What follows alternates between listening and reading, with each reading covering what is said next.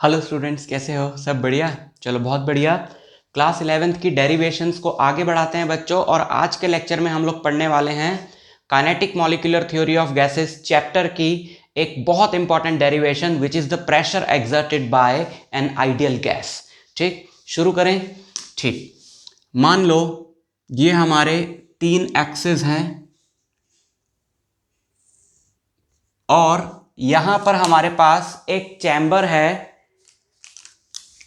Cubicle chamber है, length L, breadth L और height L का। अब क्यूबिकल है तो उसके तीनों डायमेंशंस क्या होंगे? बराबर होंगे। ठीक, ये रहा। और इसके अंदर है एक आइडियल गैस जो रैंडमली मूव कर रही है। Kinetic molecular theory of gases के अकॉर्डिंग क्या है कि जो गैस है वो रैंडमली, गैस के मॉलिक्यूल्स जो हैं वो रैंडमली मूव करेंगे हर डायरेक्शन में। ठीक, सो ये गैस के मॉलिक्यूल्स हैं which are moving randomly in all directions. ठीक, अच्छा, मान लेते हैं, बता ही दिया मैंने आपको कि इसकी लेंथ, ब्रेड्थ और हाइट क्या है? L है।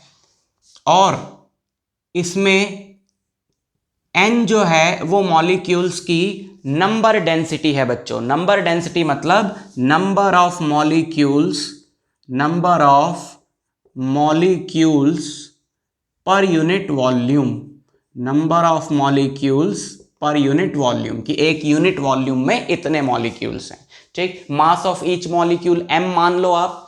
और इसमें ये सारे पार्टिकल्स हैं जो अलग अलग वेलोसिटीज से मूव कर रहे हैं, v1, v2, v3, v4, लेकिन सारे 3 डायमेंशंस में मूव कर रहे हैं, है ना? 3 डायमेंशंस में मूव कर रहे हैं। ऐसे सीधे सीधे नहीं जा रहे, ऐसे बिखरे हुए, कोई इधर कोई इधर कोई इधर कोई इधर, ऐसे 3 डायमेंशंस में मूव कर रहे हैं। तो इसमें से एक मॉलिक्यूल ले लो बच्चों, ये मॉलिक्यूल ले लो जिसकी वेलोसिटी है सपोज v, और इसकी वेलोसिटी के 3 कंपोनेंट्स हैं vx, vy और vz। इसकी वेलोसिटी के 3 कंपोनेंट्स हैं vx, vy और vz। एक्स एक्सिस में इसकी वेलोसिटी कंपोनेंट है vx, y एक्सिस में vy और z एक्सिस में vz। ठीक, समझ में आई बात? वेक्टर फॉर्म में लिखूं तो मैं ये लिख सकता हूं vx i cap plus vy j cap plus vz k cap, और जो मैग्नीट्यूड होगा इसकी वेलोसिटी का v, वो होगा under root vx square plus vy square plus vz square, है ना? यहां तक क्लियर है सारा मामला? ठीक है। अच्छा, चीजों को सिंपल रखने के लिए हम तीनों डायमेंशंस को एक साथ कंसीडर ना करके सिर्फ एक्स एक्सिस वाली डायमेंशन को कंसीडर करेंगे। जैसे एक मॉलिक्यूल है, ये मॉलिक्यूल है, ये ऐसे आ रहा है, ऐसे इसने वॉल पे हिट किया ऐसे, और फिर ये इधर चला गया। अब इसमें एक्स वाई जेड तीनों कंपोनेंट्स हैं वेलोसिटी के, है ना? ये ऐसे आ रहा है पूरा 3D में ऐसे, और फिर ऐसे चला गया, इधर से आया इधर चला गया, प्लेन भी बदला इसने अपना। तो हम सिर्फ बात करें, मान लो ये एक्स एक्सिस है, तो जो सिर्फ एक्स की तरफ इसकी जो वेलोसिटी है सिर्फ उसकी बात करें, और बाकी सिमेट्री की वजह से बाकी वाई और जेड का हम लोग इजीली बाद में निकाल लेंगे। But right now will focus on only the x component of the velocity. सिर्फ एक्स वाले की अगर मैं बात करूं तो मैं ये बोल सकता हूं, मान लो ये मॉलिक्यूल जो है इस तरफ आ रहा है, ये तो आपको लगेगा कि इसकी छत पर है, ये वाले मॉलिक्यूल की बात हो रही है सपोज, ठीक है? और मान लो ये मॉलिक्यूल इस तरफ आ रहा है, इस तरफ आने की इसकी वेलोसिटी का कंपोनेंट क्या है? vx। इस तरफ आ नहीं रहा है बच्चों, इस बात का आपको ध्यान रखना है, ये टेढ़ा रैंडमली जा रहा है 3D में, लेकिन हम सिर्फ क्योंकि इसके अभी x कंपोनेंट की बात कर रहे हैं तो ये हमारे लिए, बाकी दोनों अगर मैं डायमेंशंस को इग्नोर कर दूं तो ये मेरे लिए अभी किधर आ रहा है? एक्स एक्सिस की तरफ। एक्स एक्सिस की तरफ आता आता ये ABCD, मान लो इस वॉल का नाम है ABCD, इस वॉल को हिट करेगा, इस वॉल को हिट करेगा पटाक, और वापस लौट जाएगा। अब kinetic molecular theory of gases ये बोलता है कि जो कोलिजन्स होती हैं मॉलिक्यूल्स की आपस में, या जिस कंटेनर में वो गैस है उस कंटेनर की वॉल्स के साथ, वो सारी कोलिजन्स जो होती हैं बच्चों वो परफेक्टली इलास्टिक होती हैं। ठीक, और परफेक्टली इलास्टिक कोलिजन में मोमेंटम चेंज नहीं होता। तो देखो, मोमेंटम मोमेंटम ऑफ मॉलिक्यूल, हमेशा की तरह बच्चों, हर डेरिवेशन की तरह मैं यहां पर समझाऊंगा बहुत ज्यादा, लिखूंगा कम कम, और आपको जो प्रॉपर लैंग्वेज जो चाहिए, जो मैं बीच बीच में समझा भी रहा हूं, वो सारा विद लैंग्वेज जो आपने डेरिवेशन लिखना है एग्जाम में, उसके लिए आपको पीडीएफ नोट्स प्रोवाइड कर दिए जाएंगे। www.meastudyhub.com पे जाके आप उन नोट्स को डाउनलोड कर सकते हो, और अब तक जितनी भी डेरिवेशंस मैंने कराई हैं सबके नोट्स डाउनलोड कर सकते हो, है ना। तो नोट्स में सब कुछ लिखा हुआ है, हम यहाँ पर लिमिटेड चीजें लिखेंगे। Momentum of molecule, momentum of this molecule before hitting wall ABCD, ABCD wall को हिट करने से पहले इसका मोमेंटम होगा m into v x axis में ना, है ना। Okay, momentum of molecule after hitting the wall. अब मोमेंटम मोमेंटम सेम रहेगा, सिर्फ डायरेक्शन बदलेगी, बिकॉज इलास्टिक कोलिजन है। मोमेंटम सेम रहेगा, सिर्फ डायरेक्शन बदलेगी, तो डायरेक्शन बदलेगी तो m ही रहेगा, लेकिन Vx जो है वो माइनस Vx हो गया, तो इसको ऐसे लिख लो। ठीक, कितना मोमेंटम चेंज हुआ देखो, ये इनिशियल मोमेंटम, ये final momentum. So change in momentum of the molecule, change in momentum of the molecule is final momentum minus initial momentum. So final momentum is minus m Vx, initial momentum is m Vx, so change in momentum is minus 2m Vx. Clear? अब elastic collision क्या होती है कि जिसमें colliding bodies का जो total momentum change है वो जीरो रहता है। इंडिविजुअली अगर हो जाए, टोटल सिस्टम का मोमेंटम चेंज नहीं होना चाहिए। अब कोलाइडिंग बॉडीज कौन सी है, एक तो ये मॉलिक्यूल है, और ये मॉलिक्यूल किसके साथ कोलाइड करा, वॉल के साथ, है ना।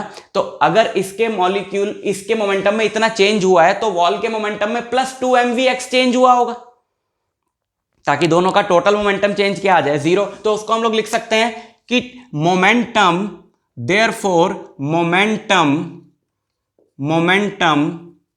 इंपार्टेड टू द वॉल पे कितना मोमेंटम इंपार्ट किया, प्लस 2mvx, और प्लस तो आपको लिखने की जरूरत नहीं है, 2mvx, यानी एक मॉलिक्यूल वॉल पे 2mvx मोमेंटम इंपार्ट कर रहा है। अब हम तो प्रेशर निकालने बैठे थे ना, तो हम मोमेंटम पे कहां पहुंच गए। तो हम ये सिंपल ये देख रहे बच्चों कि कोई भी बॉडी अगर इस वॉल पे अगर फोर्स लगा रही हो, इस बोर्ड पे अगर फोर्स लग रही है और आपको प्रेशर निकालना है, तो आप फोर्स अपॉन एरिया कर दोगे, प्रेशर आ जाएगा। और फोर्स कैसे आएगी, फोर्स ऐसे आएगी कि इसका मोमेंटम कोई कितना चेंज कर रहा है, इस पे मोमेंटम कितना डाल रहा है, इसका मोमेंटम एक पर्टिकुलर टाइम में कितना चेंज कर रहा है, बिकॉज न्यूटन सेकंड लॉ क्या होता है, force equal to change in momentum upon time, है ना। तो एक मॉलिक्यूल इस वॉल पे इतना मोमेंटम इंपार्ट कर रहा है, तो किसी भी टाइम डेल्टा टी में इसको कितने मॉलिक्यूल्स हिट करेंगे। अगर एक मॉलिक्यूल जो है वो इतना मोमेंटम इंपार्ट कर रहा है, और मान लो एक सेकंड में 100 मॉलिक्यूल्स इस वॉल को हिट कर रहे हैं, तो 100 इंटू दिस हो जाएगा, वो हमारे पास आ जाएगा टोटल मोमेंटम चेंज, और हम टाइम से डिवाइड कर देंगे, फोर्स आ जाएगी, और फोर्स को इस वॉल के एरिया से डिवाइड कर देंगे, प्रेशर आ जाएगा। बस इतना फंडा हम लोग लेके चल रहे हैं, समझ में आई बात। तो अब देखें कि डेल्टा टी टाइम में, किसी भी टाइम में, तो हम उस टाइम को डेल्टा टी मान लेते हैं, तो डेल्टा टी टाइम में इस वॉल को कितने मॉलिक्यूल्स हिट करेंगे। उसके लिए मैं आपको एक सिंपल सी कैलकुलेशन बताऊं, जरा ध्यान से सुनना। जैसे ये एक वॉल है, ठीक है, और इस वॉल की तरफ लोग आ रहे हैं भागते हुए, पता नहीं क्यों, इस वॉल की तरफ लोग आ रहे हैं भागते हुए ऐसे 5 मीटर पर सेकंड की वेलोसिटी से। मान लो सबकी वेलोसिटी कितनी है, 5 मीटर पर सेकंड, ठीक। और वो है, समझने के लिए समझ लो, लोग आ रहे भागते हुए, इस दीवार से टकरा रहे हैं और वापस भी जा रहे हैं। तो इनमें से कुछ लोग जो हैं वो इधर भाग रहे हैं, इनमें से कुछ लोग जो हैं वो ऑलरेडी टकरा के वापस आ गए हैं, ठीक, ऐसा हो रहा है। अब बताओ, तुम्हें टाइम दे दिया गया कि 2 सेकंड, ध्यान से सुनना, बहुत सिंपल सी बात। तुमसे पूछा जाए कि बताओ 2 सेकंड में कितने लोग हैं जो इस दीवार से टकराएंगे। एग्जैक्ट 2 सेकंड में नहीं, with in 2 seconds how many people will hit this wall. और वो कितनी स्पीड से आ रहे हैं, 5 मीटर पर सेकंड से। तो 2 सेकंड में कितना डिस्टेंस कवर करेंगे, 5 इंटू 2 10 मीटर। भाई डिस्टेंस क्या होता है, स्पीड इंटू टाइम। तो मान लो ये डिस्टेंस है 10 मीटर, तो ये जो बंदे हैं इनमें से वो बंदे जो वॉल की तरफ जा रहे हैं वो विद इन 2 सेकेंड्स वॉल को हिट कर सकेंगे, ये वॉल को हिट नहीं कर सकेगा। ये भाई साहब जो हैं ये मान लो यहां से 15 मीटर के डिस्टेंस पर हैं, तो 2 सेकंड में तो ये 10 मीटर ही चलेगा, तो यहां कहीं पहुंचेगा 5 मीटर फिर भी दूर रह जाएगा वॉल से। तो विद इन दिस टाइम इतनी वेलोसिटी से चलते हुए वही मॉलिक्यूल्स वॉल को हिट करेंगे जो दिस इंटू दिस यानी इतने विद इन इतने डिस्टेंस होंगे वॉल से। ठीक, अब ये वैल्यूज अगर मैं बदल दूं तो मैं ये बोल सकता हूं, जरा ध्यान से देखना, only those molecules can hit the wall in time delta t which are within distance vx into delta t, है ना। ये हमारे एग्जांपल में कितना था, ये हमारे एग्जांपल में कितना था 2 और ये है 5, तो which are 5 into 2 within 10 metre distance from the wall for example, है ना। So which are within vx delta t distance from the wall. समझ में आई बात? अच्छा, अब यहां पर जरा एक चीज समझ लो बहुत ध्यान से, वो ये कि जब हम अब तो यहां पे तो हम अभी तक एक मॉलिक्यूल की बात कर रहे थे, एक मॉलिक्यूल की, अब यहां पे हम लोग ये बात कर रहे हैं कि अब देखते हैं कि एक मॉलिक्यूल इतना मोमेंटम इंपार्ट कर रहा है तो सारे मॉलिक्यूल्स कितना मोमेंटम इंपार्ट करेंगे, तो एक से ज्यादा मॉलिक्यूल्स की बात हो गई। तो आप ये सोचो, क्या सबके लिए मैं वेलोसिटी कंपोनेंट Vx ही रखूं? क्या हर मॉलिक्यूल का एक्स एक्सिस की तरफ वेलोसिटी कंपोनेंट Vx ही होगा? नहीं, ऐसा तो नहीं है ना। सब सेम वेलोसिटी थोड़ी जा रहा है, ऐसा कैसा कोइंसिडेंस हो गया कि सबका इस तरफ जो वेलोसिटी कंपोनेंट है वो Vx है?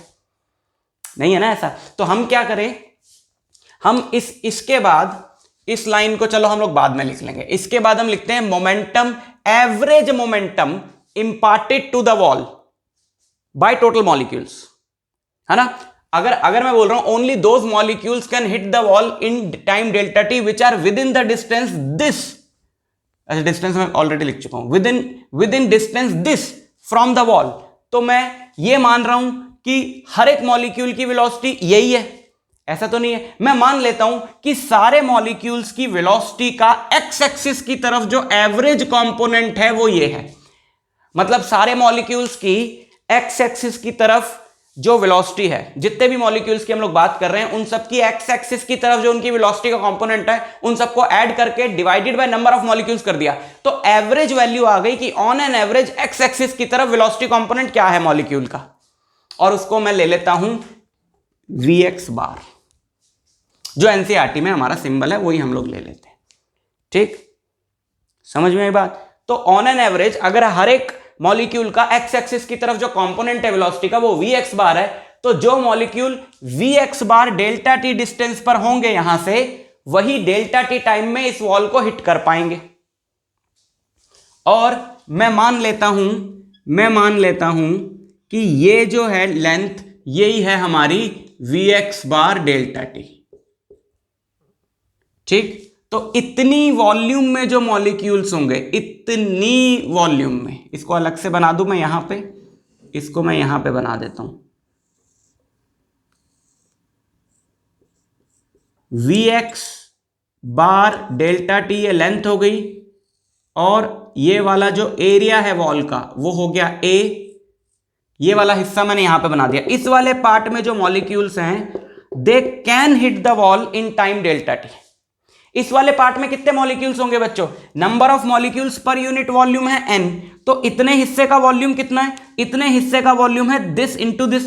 अब वॉल्यूम क्या होता है? लेंथ इंटू एरिया, तो इतने हिस्से का वॉल्यूम है Vx डेल्टा टी इंटू ए, और number of molecules per unit volume है n, तो इतने हिस्से में कितने मॉलिक्यूल्स हुए? इतने, है ना। So therefore number of number of molecules that can hit the wall. अभी भी मैं ये नहीं देखा हूं कि वो हिट करेंगे कि नहीं करेंगे, कितने मॉलिक्यूल्स है जो हिट कर सकते हैं डेल्टा टी टाइम में, that can hit the wall in time delta T is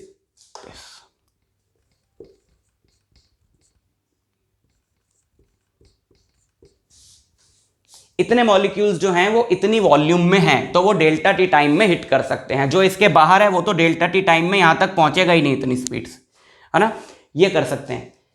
अच्छा, लेकिन इस वॉल्यूम में वो मॉलिक्यूल्स भी तो होंगे बच्चों जो वॉल को हिट करके वापस आ चुके हैं। यहां पर सपोज एक मॉलिक्यूल है जो फिलहाल इधर जा रहा है, वो है तो इसी वॉल्यूम में, बट वो डेल्टा टी टाइम में वॉल को हिट नहीं करेगा। जैसे यहां पे हमारे बंदे भाग रहे थे, तो यहां पर एक बंदा था जो इधर जा रहा था, वो है तो विद इन 10 मीटर, लेकिन वो इधर जा रहा है 5 मीटर पर सेकंड की स्पीड से, तो 2 सेकंड में वो वॉल को थोड़ी हिट करेगा, 2 सेकंड में तो वो यहां कहीं होगा। तो इस वॉल्यूम में वो मॉलिक्यूल्स भी हैं which are moving away from the wall, उनको तो हमें काउंट नहीं करना, ये तो सारे मॉलिक्यूल्स आ गए, है ना। तो वो ऐसे कितने होंगे जो इस वॉल्यूम में हैं बट वो वॉल से दूर जा रहे हैं, इसके ठीक आधे। मतलब हम ऐसा मान सकते हैं कि इस वॉल्यूम में आधे मॉलिक्यूल्स ऐसे हैं which are moving towards the wall and आधे मॉलिक्यूल्स ऐसे हैं which are moving away from the wall. ठीक आधे ही क्यों? तो बच्चों रैंडम मोशन का यही मतलब होता है। रैंडम मोशन का मतलब है कि हम क्योंकि अभी सिर्फ 1 डायमेंशन की बात कर रहे हैं, तो 1 डायमेंशन में चलने की 2 पॉसिबिलिटीज हैं, या तो इधर या इधर। तो रैंडम मोशन का मतलब है कि ठीक हाफ इक्वल प्रोबेबिलिटी है कि मॉलिक्यूल इधर भी जा सकता है और इधर भी जा सकता है। अगर आप बोलो नहीं 40% इधर जाएंगे 60% इधर जाएंगे, ऐसा भी हो सकता है, तो फिर रैंडम मोशन कहां हुआ? फिर तो आपको एग्जैक्टली पता है कि ज्यादा इधर जाएंगे कम इधर जाएंगे, तो रैंडम मोशन कहां हुआ? रैंडम मोशन का मतलब है कि ठीक 50% चांस है इधर जाने का और ठीक 50% इधर जाने का। तो हम ये माने कि number of molecules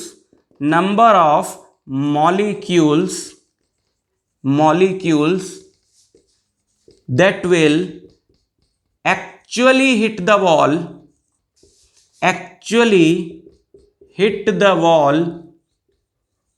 in time delta t. Number of molecules that will actually hit the wall in time delta t is half of this 1/2 n vx bar delta t into a। और average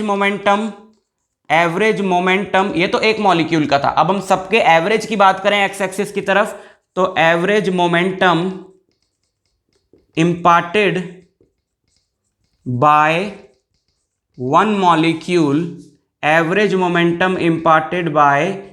molecule is 2m vx bar. On an average हर एक molecule की x axis की तरफ velocity component है ये, तो एक मॉलिक्यूल अगर इतना करता है तो on an average x axis की तरफ एक मॉलिक्यूल इतना करेगा। ये तो स्पेसिफिकली उसी मॉलिक्यूल की बात हो रही थी, लेकिन अब तो हम लोग बात कर रहे हैं कलेक्टिवली बहुत सारे मॉलिक्यूल्स की, तो उसके हिसाब से हमको लेना पड़ेगा average of the x component of velocities. So एक मॉलिक्यूल इतना मोमेंटम इंपार्ट करता है और टोटल इतने मॉलिक्यूल्स डेल्टा टी टाइम में हिट कर रहे हैं वॉल को, देयरफॉर टोटल मोमेंटम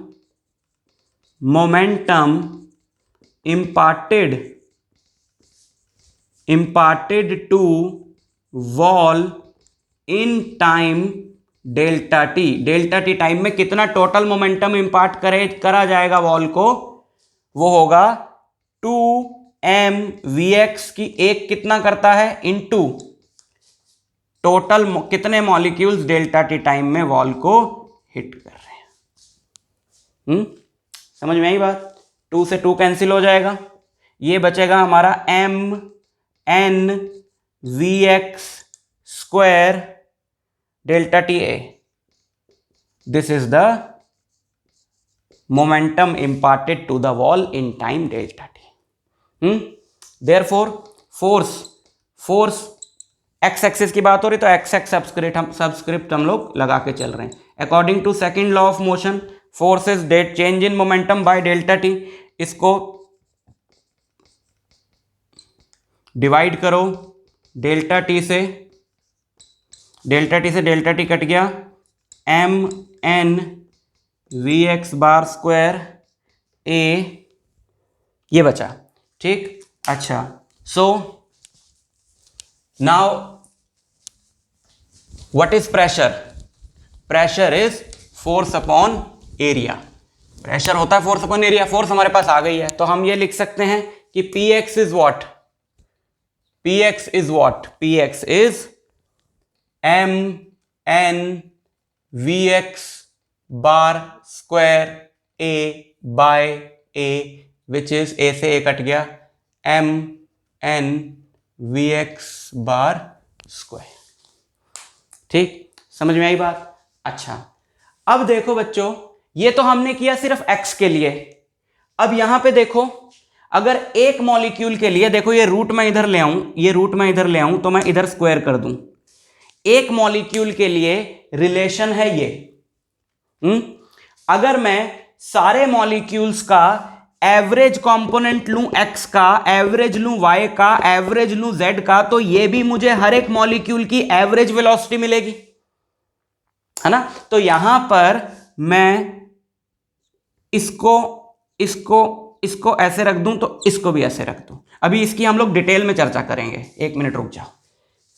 और क्योंकि कोई रीजन नहीं बनता, क्योंकि रैंडम मोशन है, कि कोई रीजन नहीं बनता कि x में वेलोसिटी अलग होगी, y में अलग होगी, z में अलग होगी। नहीं, हर डायरेक्शन में हम लोग मान लें कि उसकी वेलोसिटी का जो कंपोनेंट है वो बराबर होगा। हम अगर मान रहे हैं कि x की तरफ ज्यादा है, y की तरफ कम है, तो फिर वही बात होगी कि रैंडम मोशन कहां हुआ। फिर तो हमें ऑलरेडी पता है कि इस तरफ ज्यादा जा रही है गैस, है ना, ज्यादा वेलोसिटी से जा रही है। तो vx इक्वल टू vy का स्क्वायर इक्वल टू vz का स्क्वायर। और अगर इसको मैं तीनों को बराबर रख दूं, तो मैं ये लिख सकता हूं कि v bar is 3 times vx बार का स्क्वायर, और vx बार का स्क्वायर क्या आएगा? vx बार का स्क्वायर आएगा 1/3 v बार का स्क्वायर। सॉरी, ये स्क्वायर था ना। तो यहां पे ये जो px की जगह जो हमारा टोटल प्रेशर आएगा, क्योंकि अब हम लोग v में आ गए हैं, x y z कंपोनेंट्स छोड़ के, वो होगा, इसकी जगह मैं रख दूंगा ये 1/3 m n v बार का square. Clear? m into n क्या है बच्चों? m is mass of each molecule and n is number of molecules per unit volume. तो ये एक मॉलिक्यूल का मास है, और ये है एक यूनिट वॉल्यूम में कितने मॉलिक्यूल्स हैं, तो ये हो गया मास पर यूनिट वॉल्यूम। और मास पर यूनिट वॉल्यूम क्या होता है? डेंसिटी। तो इसकी जगह हम रख सकते हैं 1/3 रो, डेंसिटी रो, ये। ठीक है, so this is the pressure due to an ideal gas. अब यहां पे चर्चा करते हैं थोड़ी सी इसकी, कि ये जो v बार है इसको बोला जाता है root mean square velocity. Root mean square velocity क्यों बोला जाता है? क्योंकि ये हर एक मॉलिक्यूल की वेलोसिटी के